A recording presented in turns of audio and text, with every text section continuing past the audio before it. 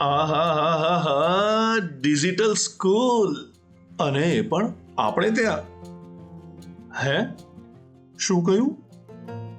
પુસ્તક જ નહીં લઈ જવાનું? અરે વાહ! અને અને ટેબ્લેટમાં જ ભણવાનું? અરે જોરદાર કહેવાય. ભાઈ, આપણે ત્યાં આવી સ્કૂલ બનાવવાના સપના જોવાય છે. ભણવામાં ડિજિટલ ડિવાઇસના ઉપયોગને ગૌરવથી મૂલવવામાં આવે છે. મારા મોન્ટુને તો સ્કૂલમાં બસ ટેબ્લેટ લઈને જ જવાનું. અને આમ કઈ કઈને ડિજિટલ સ્કૂલને હોશે હોશે પોંખવામાં અને વધારવામાં આવે છે.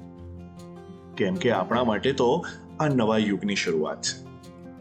આપણા માટે આ બધું જ નવું છે.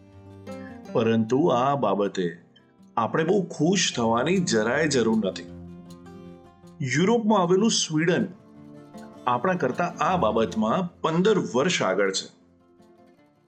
સ્વીડને 2009માં જ એની શાળાઓને ડિજિટલ કરી દીધી હતી.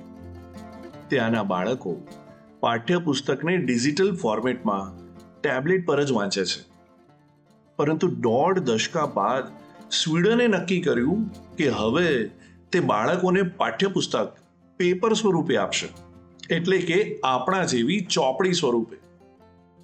વીતેલા 1.5 દશકાના અનુભવો પરથી સ્વીડનને હવે સમજાયું કે ડિજિટલ ડિવાઇસ કરતા બાળકો માટે ફિઝિકલ બુક બેસ્ટ છે.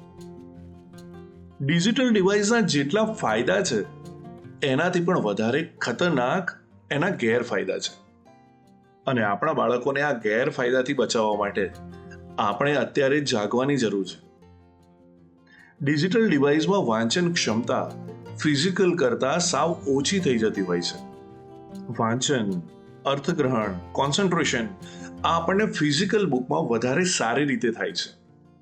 અને સાથે જ ડિજિટલ ડિવાઇસ બીજી ગંભીર સમસ્યાઓ પણ લઈ આવે છે.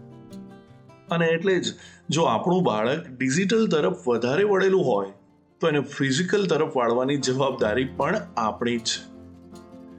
અને હવે જો કોઈ ડિજિટલના ગુણગાન કરે ને તો એને ફક્કડ થઈને કહી દેવાનું કે ભાઈ, અમારે તો ડિજિટલ કરતા ફિઝિકલ જ બેસ્ટ છે.